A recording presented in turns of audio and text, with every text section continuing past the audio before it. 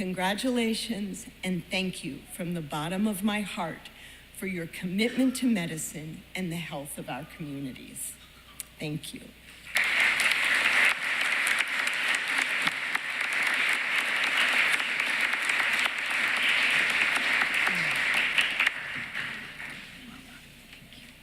Thank you, Kathy, for sharing your inspiring words and for your commitment to the campus and to our community. I would now like to invite Jonathan Bressler, selected by his peers from the MCW Central Wisconsin Class of 2024, to the podium to say a few words.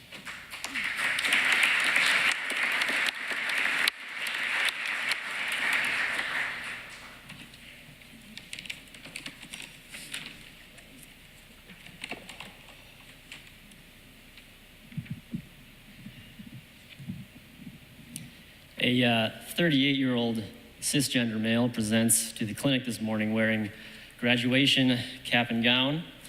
He says he's graduating from medical school today. He thinks he must have blacked out since the last thing he remembers is sitting on a chairlift in Lake Tahoe, where he checked his email on his smartphone and found he was accepted to medical school. He recounts a convoluted nightmare in which a global pandemic shut the world down. He deferred school for a year but did manage to get married, then sat at a computer answering multiple choice questions for several years, and had a baby.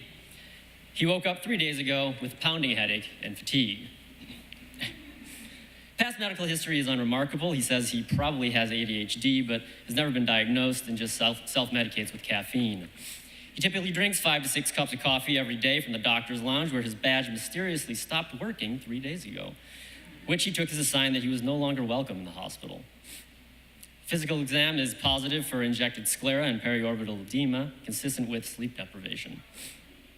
On mental statics exam, the patient is bizarrely dressed in graduation cap and gown. He denies suicidal or homicidal ideation, but endorses poor sleep and difficulty concentrating on schoolwork, launching into a tirade about how no well-adjusted person can study for 12 to 15 hours a day and stay focused, although this is exactly what he's been expected to do for the last 3 years.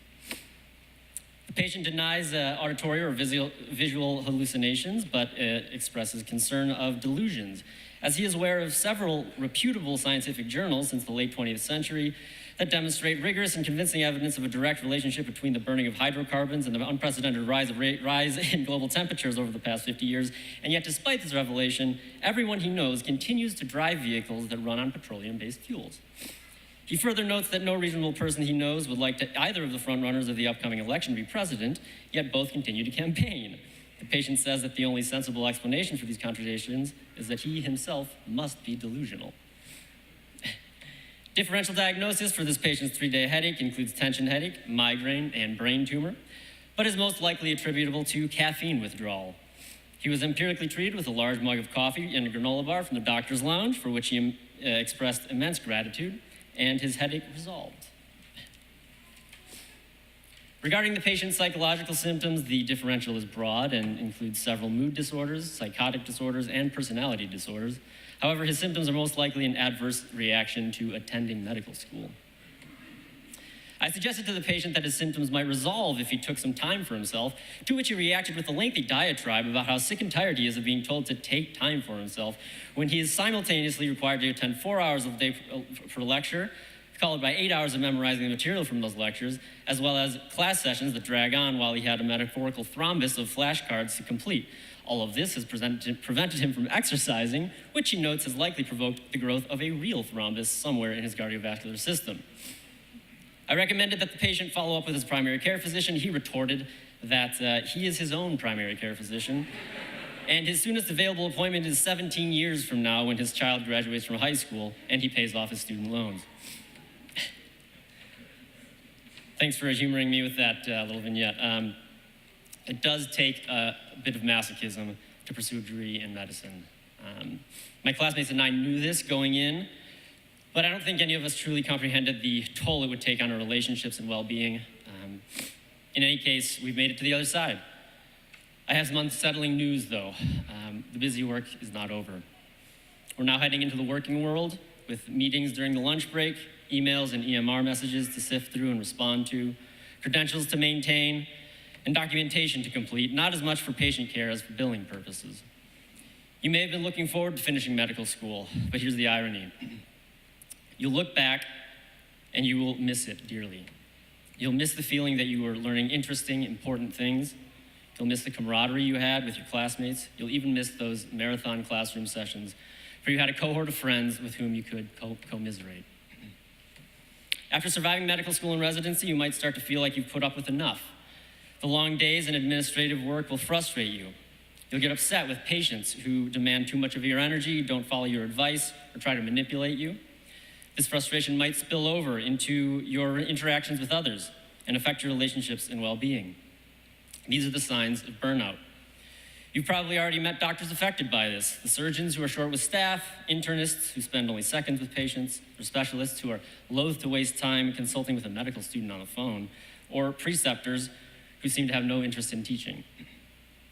You'll meet colleagues who feel because they've put up with the grueling training required to be a physician that they deserve more respect. This behavior is not only counterproductive, it's ignorant.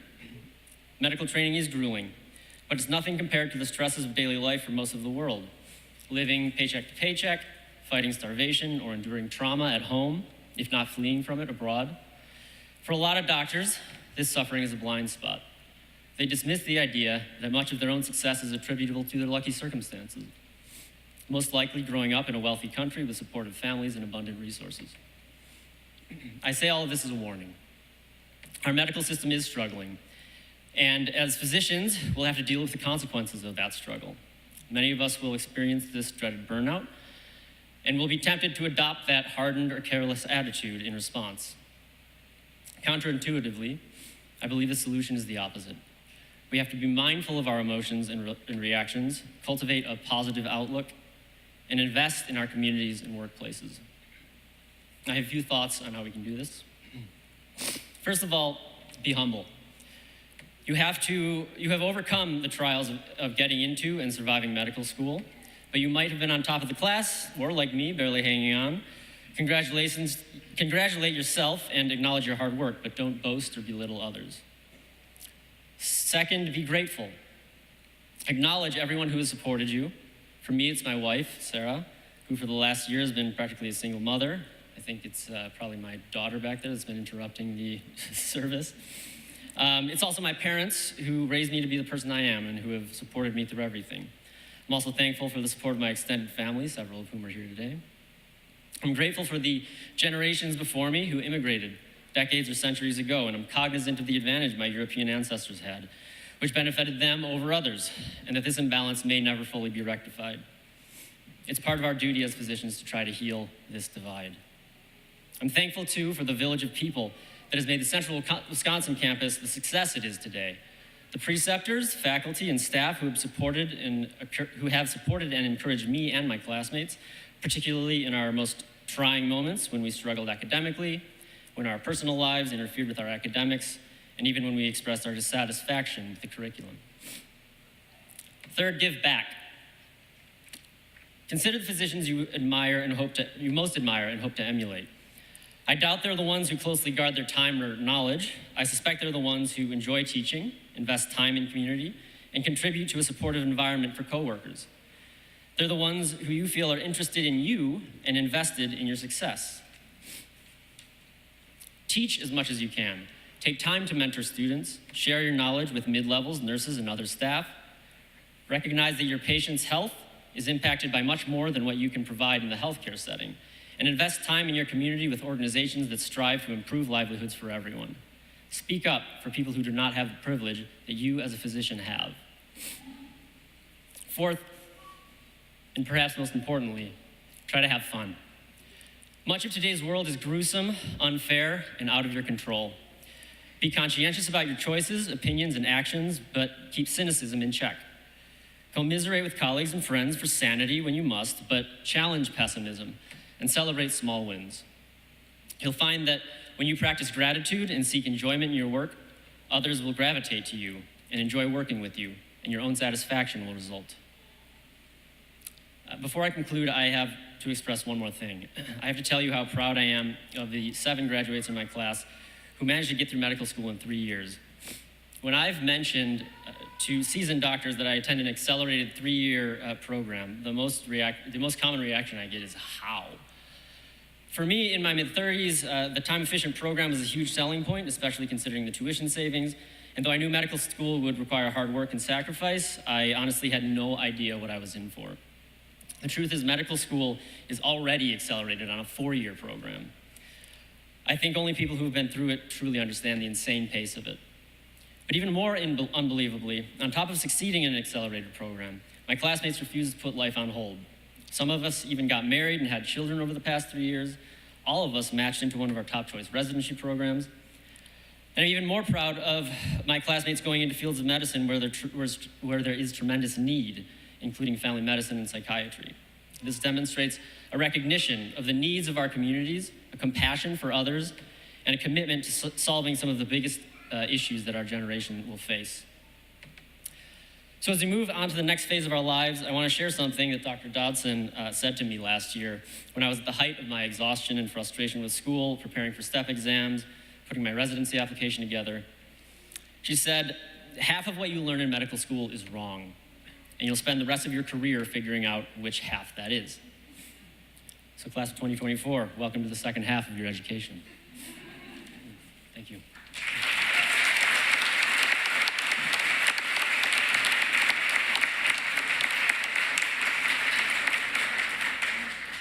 Thank you, Jonathan. I would now like to invite Thomas Voss, also selected by his peers from the MCW Central Wisconsin class of 2024, to the podium to say a few words on behalf of the 4-year graduates.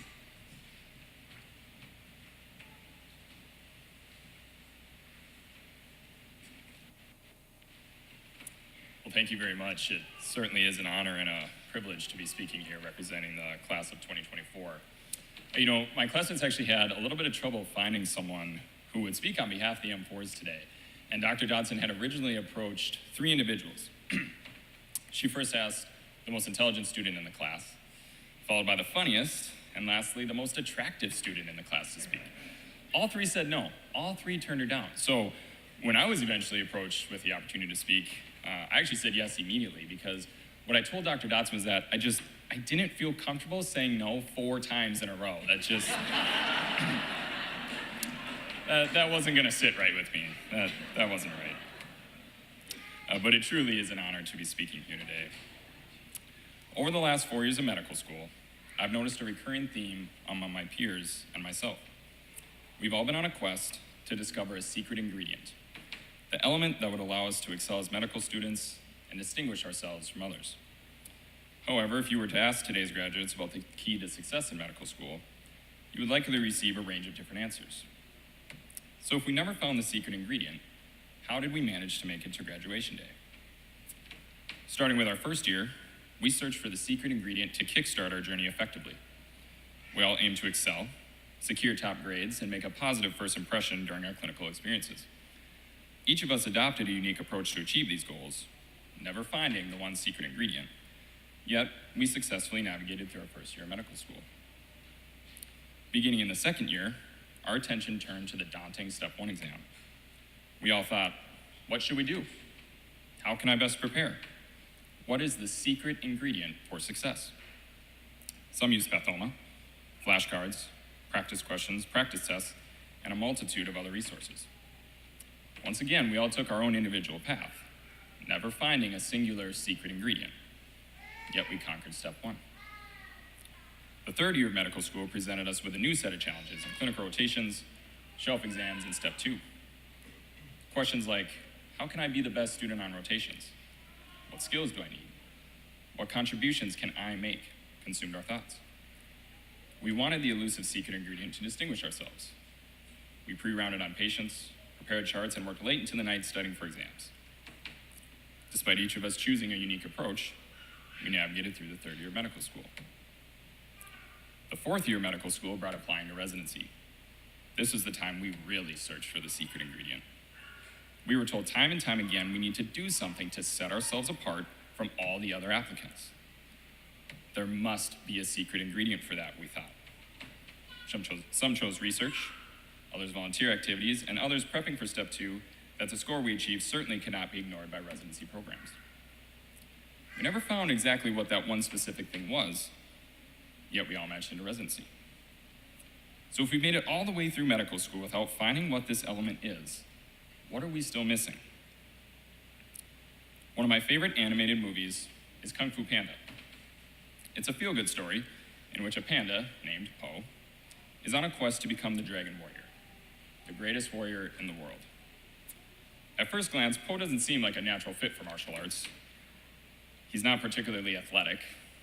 He's not the most intelligent person, and his diet could probably use some work.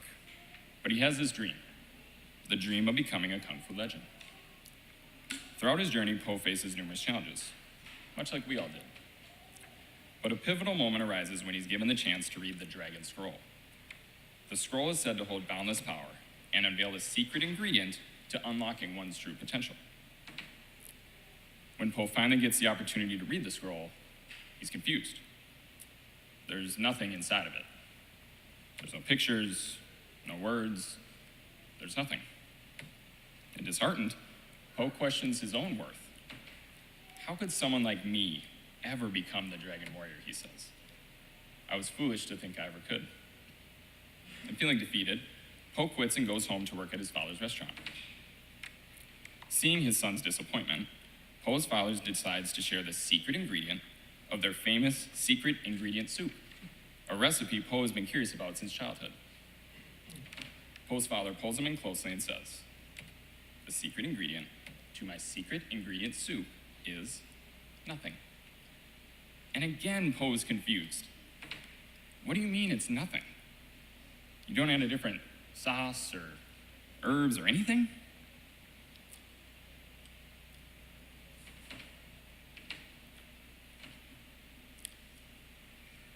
His father says he doesn't have to.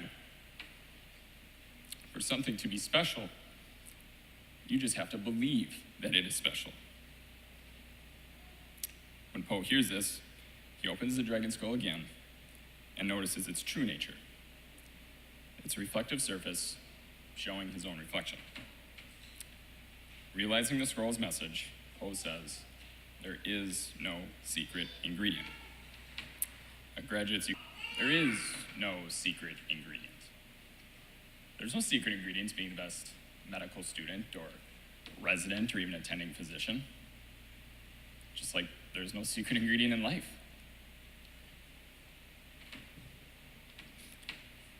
To being the best mom or dad, husband or wife, brother or sister, there is no secret ingredient. It's just you. These key moments in medical school have all stemmed from one source: believing in yourself. And with that, it's the values that you have, skills you possess, personality that you bring. It's what makes you, you. Yet that true strength lies in believing in yourself. The Dragon Warrior was never some invincible being with superhuman powers, no. It was simply someone who believed in their own abilities and that they can do anything. And that's all we will ever need. So as we move ahead, when doubt creeps in during those late night hours, questioning your worthiness or how you even landed in your current position, don't forget to open up your own metaphorical Dragon Scroll, because what you'll find is something extraordinary. It's you. Congratulations to the MCW Central Wisconsin class of 2024.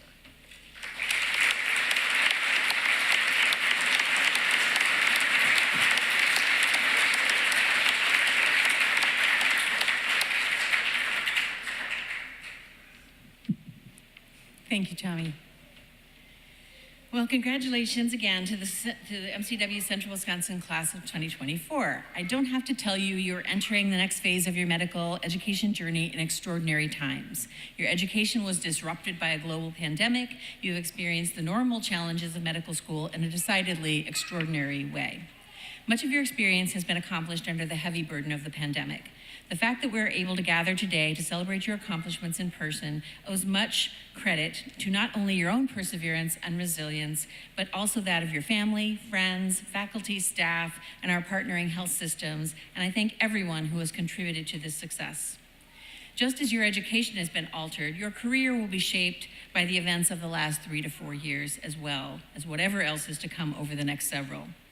You have withstood not only all the normal challenges of medical school, many of you accomplished it in 3 years, and all of you accomplished it in the midst of some of the most urgent national challenges in several generations.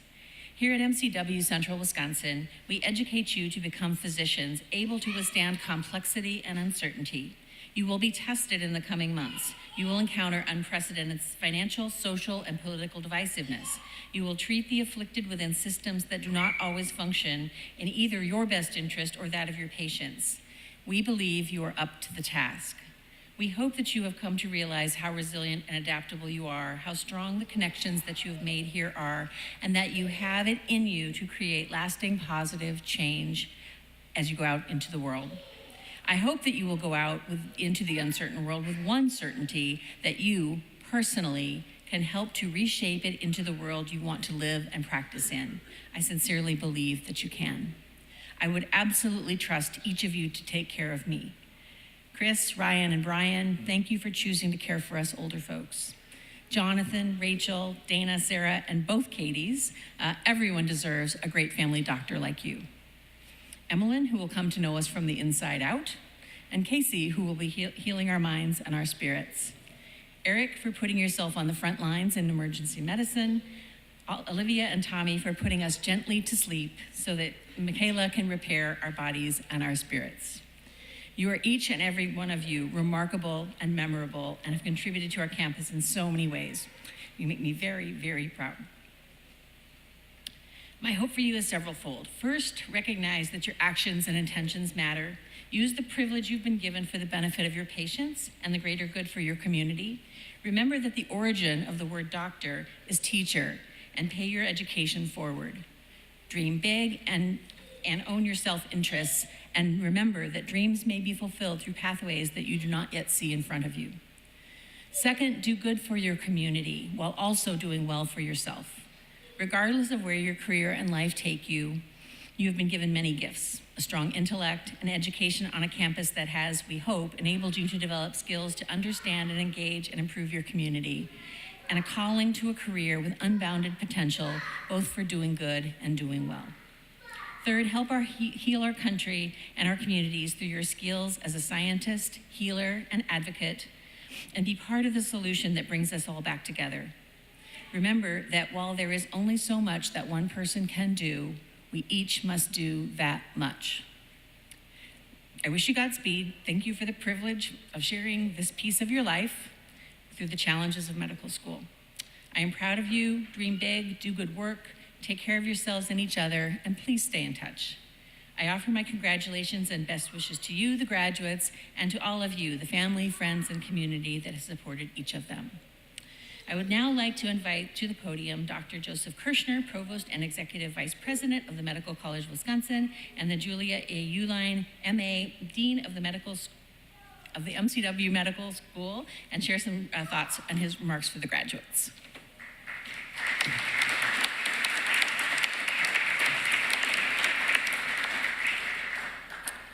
Thank you, Dr. Dodson. Graduates, family members, loved ones, members of the Board of Trustees, President Raymond, faculty, staff, and guests, this is truly a momentous occasion, and congratulations. I really love coming to the regional campus graduation ceremonies. It's always an honor to be here, and the close-knit atmosphere is really palpable. I have to say that the words of wisdom that have been provided from the podium today have been some of the best I've ever heard from any graduation ceremony. So thank you for those words of wisdom. I'm going to try and add a few of my own. They may fail in comparison to those that have been shared, but I'll do my best. During my tenure as provost and dean of the School of Medicine at the Medical College of Wisconsin, I've always viewed my ability to address the graduates as one of the greatest privileges of this position. I always refresh my comments every year, but I'm returning this year to the theme of MCW as a family. The roots of this characterization go back to my earliest days as dean of the School of Medicine. As I was interviewing for this position, family was a common theme that I heard from the faculty and staff, a really unique aspect of MCW as a family atmosphere. And every time I come to MCW, Central Wisconsin, I feel those roots in that river of family more deeply than ever. I learned that the people of MCW really wanted an individual that could help enhance that. And one of the things that I think has been the hallmark of my career has been to hire a dean for our regional campus here in Central Wisconsin, Dr. Dodson, who embodies that spirit of family every single day, every time I talk to her, every meeting that I ever have with her. I know that her heart is here with this family in Central Wisconsin. And of course, it's the people of a biological family or organizational family that matter most. How they interact with each other, how they develop, and how they are supported. With outstanding people who are provided support and held to high standards, an organization can overcome almost any obstacle. I know that all of our graduates have been held to the highest standards, and I deeply hope that you've all felt supported during your time here at MCW. I know in talking to the team here at the Medical College of Wisconsin, Central Wisconsin, that they have endeavored every day to provide that support. As I look out today at our graduates, I know with utmost confidence that as you become the people of many organizations across the globe, you will bring your excellence, caring, and character in special ways to those organizations. You will bring your foundation that was forged here at the Medical College of Wisconsin. You will bring your intellect, creativity, passion, and you will contribute in meaningful and substantive ways to the excellence of the places where you will land. It is my profound hope that you will also carry the culture and practices that MCW Central Wisconsin has striven to embody in our family here, the best parts of being a family. These include striving to understand the wonder and potential in individuals, your family members, instead of the opposite, which we so often see today. Truly seeing your colleagues, family members, and including all as equals and endeavoring to lift up their ideals and hopes along with your own. Working with purpose and value with those around you, family members, to build a better planet and world while also accomplishing the tasks at hand for your own professional careers. And perhaps and most importantly, coming to the proverbial table with those around you, your family members, to listen and understand rather than simply expound upon a viewpoint. As you journey forward, come to the tables you set with a sense of optimism, curiosity, and assume the best intent of your colleagues. This is critical because the MCW degrees that you are receiving today will place you in spaces to be leaders who set the tone and culture for those places you come to in the years ahead. Endeavor to be grateful for that colleague, family member, even if you have different viewpoints. Provide a space for respect, dialogue, and understanding of their journey, even though there may be some distance to travel between you both. Finally, in addition to gratitude and understanding in your future work, also create spaces for joy and love wherever your journey takes you and whatever your professional family may look like. These attitudes and practices will allow transcendence above differences and knitting together of purpose. One of my favorite sayings is that attitudes create perceptions, which actually create reality. If you bring these attitudes with you, they'll create a reality where positivity and connectivity bloom, is pollinated and propagates far and wide. I will conclude with my remarks of my own personal love for these MCW graduates in the year of 2024. They've endured much through the impact of the pandemic throughout their education, but I have personally witnessed through conversations with your faculty and staff here, the manner in which you have responded with courage and compassion and excellence. You've embodied the best aspects of a family under pressure and difficulty. You've supported each other in incredible ways. Some of you know that I actually have a member of my own human family in the class of MCW Milwaukee. And because of this, I've been afforded a different sort of look into our classes of medicine over the years. That proximity has allowed me a heightened appreciation of the unique and special characteristics and talents of this class of 2024. And it provides me with the absolute greatest sense of hope, wonder, and optimism for the future of medicine, our health professions, and the pursuit of knowledge through scientific discovery. We are in great hands with these graduates as they move into the world and create their own professional families, and I cannot wait to see what all of you will accomplish. Congratulations.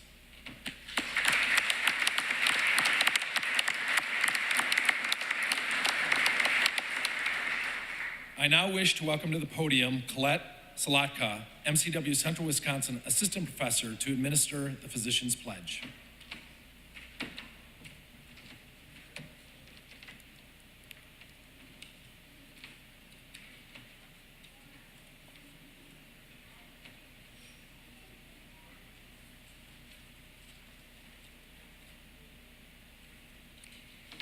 I know we've all said that we're all very proud of you, but really be proud of yourselves. You guys have come a long way.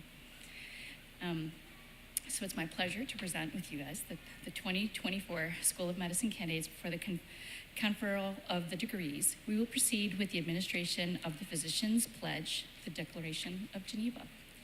So candidates for this degree of Doctor of Medicine, arise and raise your right hand to recite with me the Declaration of Geneva.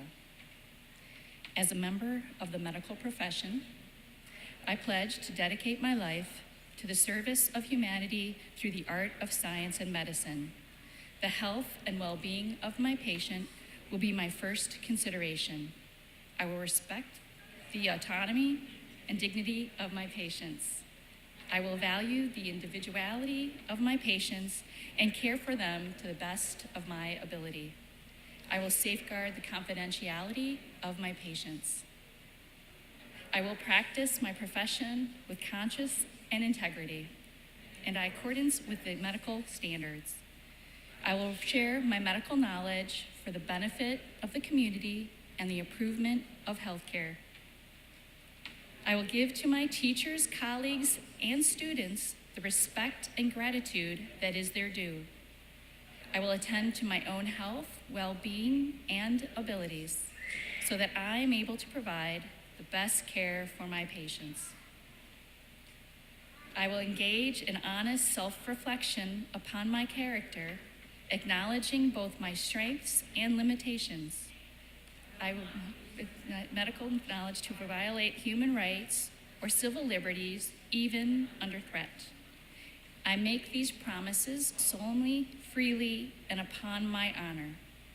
Please be seated.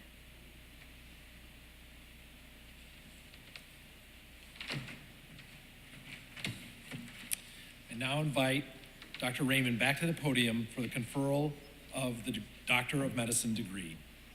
Dr. Raymond, on behalf of the faculty of the Medical College of Wisconsin, I present these candidates for the degree Doctor of Medicine and recommend that this degree be conferred upon them. Thank you, Dean Kirshner. Candidates, by the authority delegated to me, I confer upon you the degree of Doctor of Medicine and pronounce you graduates of the Medical College of Wisconsin. Graduates, please come forward to receive your academic hood and your diplomas.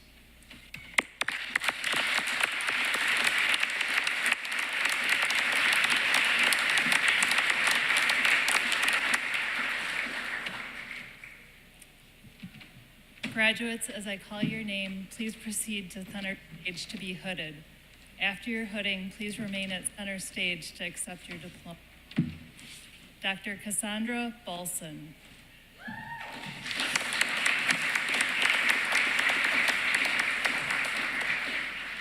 Dr. Balson's community project was on effectiveness of training on suicide prevention and peer support.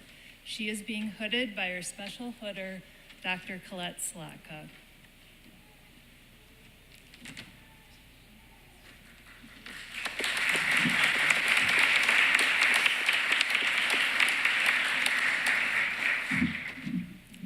Dr. Jonathan Bresler.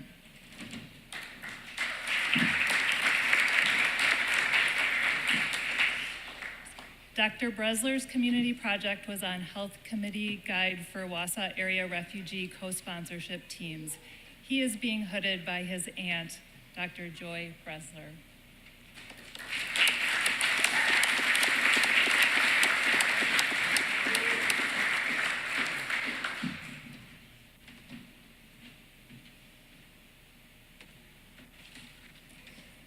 Dr. Brian Butterfield.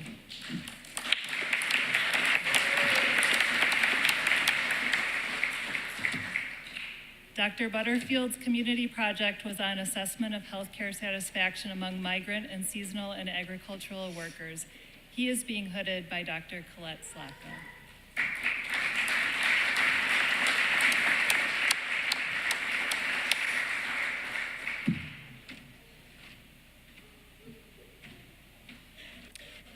Dr. Michaela DeCoster.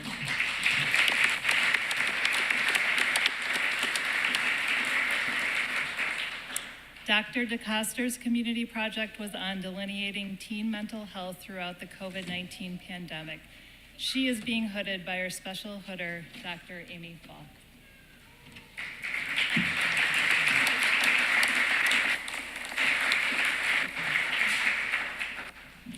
Dr. Catherine Ernst.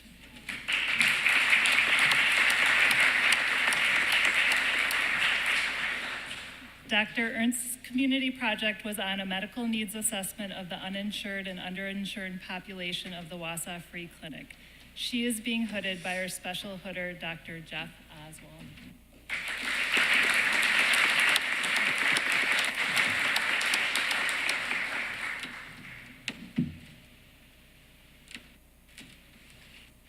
Dr. Ryan Gasner.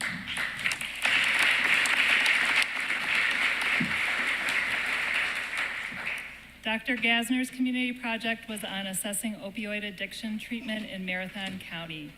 He is being hooded by his special hooder, Dr. Chris Laren.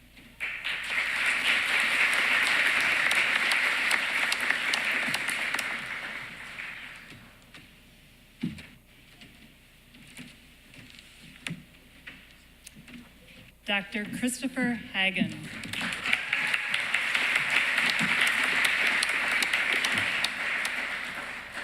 Dr. Hagen's community project was on Cranium Crew. He is being hooded by Dr. Colette Slacka.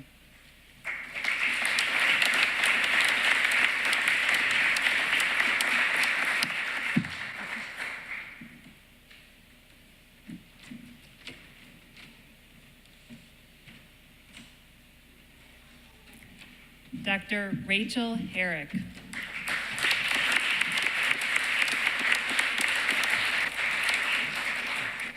Dr. Herrick's community project was on health career youth programming for underrepresented groups in medicine, Central Wisconsin's efforts to increase Hmong representation. They are being hooded by their special hooder, Dr. Christopher Zeman.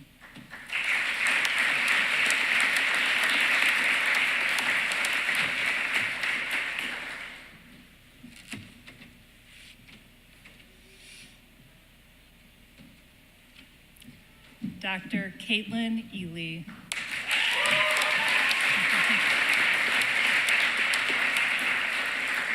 Dr. Ely's community project was on Cycling Without Age, an opportunity to engage the community. She is being hooded by her father, Dr. Joseph Crean.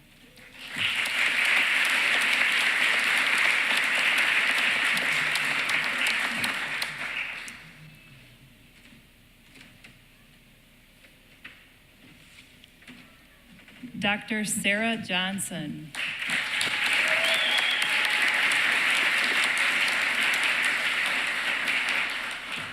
Dr. Johnson's community project was on creating a standardized report form for Central Wisconsin school nurses. She is being hooded by her special hooder, Dr. Christopher Zeman.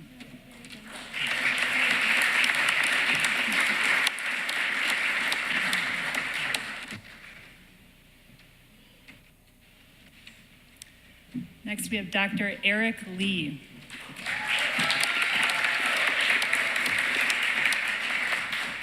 Dr. Lee's community project was on an assessment of medical needs within the Central Wisconsin Hispanic community. He is being hooded by his special hooder, Dr. Colette Slacko.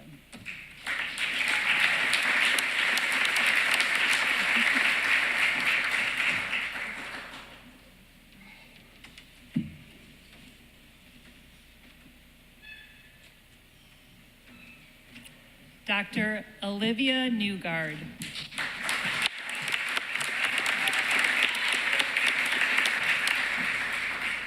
Dr. Newgard's community project was on a medical student near-peer mentoring program in character education designed to mitigate adverse childhood experiences in high school students. She is being hooded by her special hooder, Dr. Colette Slacko.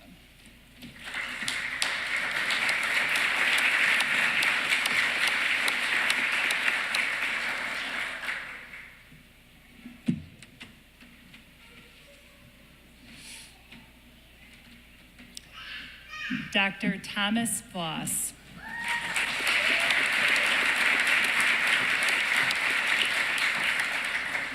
Dr. Voss's community project is on increasing the awareness and addressing the satisfaction of the Women, Infant, and Children program. He is being hooded by his special hooder, Dr. Brad Cook.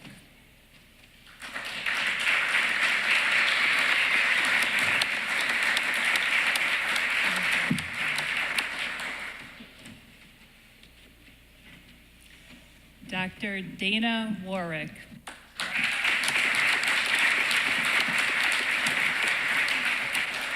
Dr. Warwick's community project was on identifying areas of improvement in healthcare for individuals with intellectual disabilities. She is being hooded by her father, Dr. Scott Warwick.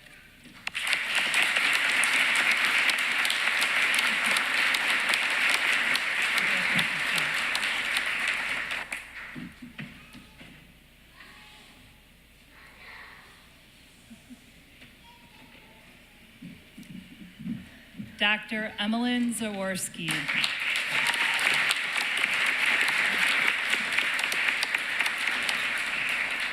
Dr. Zaworski's community project was on language environment analysis LENA project. She is being hooded by her special hooder, Dr. Carly Johansson.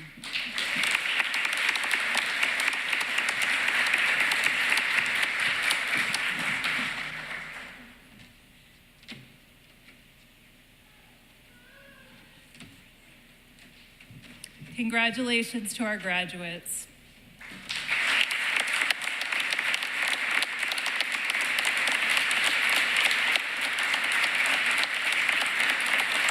I know you've heard this, but it is worth repeating. The United States is the only high-income nation that doesn't provide universal access to healthcare in some way, shape, or form. We have the lowest life expectancy and the highest infant mortality among large, wealthy nations. Yet, we are far outspending all other countries. Nearly 20% of our gross domestic product, that's a fifth of our economy, is spent on the healthcare sector to the detriment of investment in public health and social determinants of health that impact overall health outcomes significantly more than clinical care. Financial incentives are far greater for caring for sick and injured people than for keeping them safe and well. Lives are being cut short because of this, particularly for marginalized communities. In 1980, the United States and comparable countries had similar life expectancies and health spending. I'm not here to tell you about the good old days in medicine because I'm not sure when that was. But I can say that we have been witnessing some notable changes over the past 40+ years. The majority of physicians are now employees of hospitals or large systems or groups. The number of health systems is dwindling due to mergers and acquisitions. Private equity firms buy hospitals. Spoiler alert, it's not to help people. Nonprofit health systems have for-profit business models, and lean staffing models contribute to moral injury and burnout and threaten quality of care. And then there are the pharmacy giant, insurer, and pharmacy benefit manager oligopathies. Bringing it back home, I heard some of you expressing concern and dismay last year when your primary care preceptors were told by administrators that they had to squeeze more patients into their already packed schedules. Houston, we have a wicked problem here. I hope you get that because I'm old, so. There's no quick and easy solution as changes in health systems, payers, and players, and political winds are swirling around you.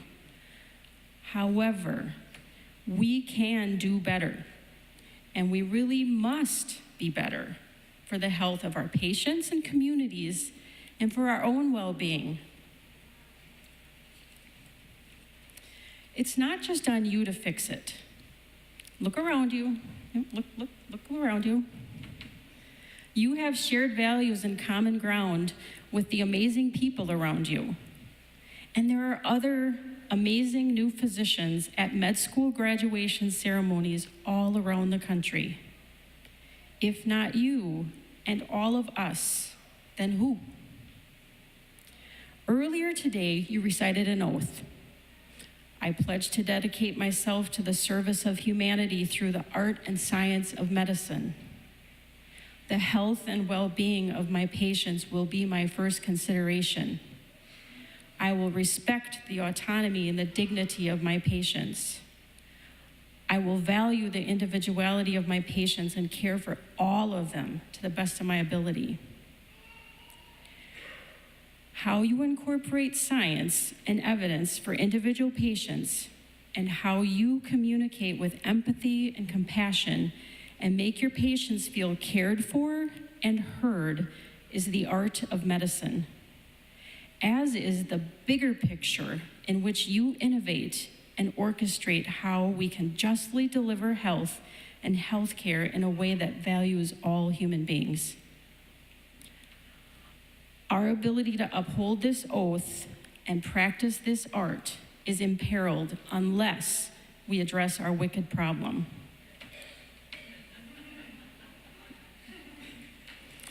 This requires us to engage collectively as professionals and with others, with institutions, communities, local, state, and national policymakers, so that we can be aware of and help paint the big picture. We can't rely on corporations to do the right thing for our patients. I'm going to rely on the words of others to help encourage you. Education is the most powerful weapon which you can use to change the world. In addition to what you need to know to provide excellent care to your patients, be knowledgeable about system and policy decisions being made around you. Who's benefiting? Who might be left behind? What are the potential short and long-term impacts? The people who are crazy enough to think they can change the world are the ones who do. We need crazy people like you. Wicked problems may feel overwhelming and paralyzing, but never doubt that a small group of thoughtful, committed citizens can change the world. Indeed, it is the only thing that ever has. Now, you know we're in Wisconsin, right? So individual commitment to a group effort, that is what makes a team work, a company work, a society work, a civilization work. And you are never strong enough that you don't need help. Physicians working together collectively and collaborating with others, sharing the same goals, can tackle wicked problems. It's up to you to determine what role you would like to play. I'd like to challenge you to not be sheeple. Don't allow yourself to go along or be herded because it seems easier. You may be tired and busy and have a lot of pans in the fire with patient and personal responsibilities. Remember your oath and what brought you to this profession, and critically evaluate how what you are being asked to do or what you see going on around you impacts your patients and the communities you live in, and take action. For the indigenous Maori people of New Zealand, the koru represents a fern frond beginning to unfurl. The koru symbols and embodies new beginnings, a new phase of life, renewal, hope for the future, positive change, personal growth, working in harmony, bringing people together, and being mindful of the good things in life. You must be the change you wish to see in the world. Congratulations again.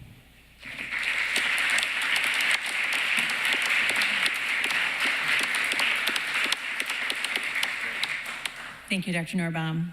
So let me be the first and maybe the last for the moment to congratulate you as our new physicians. We have conferred on you today the title and degree and responsibility of being medical doctors, knowing that you will make us all proud to have been witness to this ceremony in honoring your success. Before we conclude, I want to give special thanks to our musicians from the Central Wisconsin Musicians.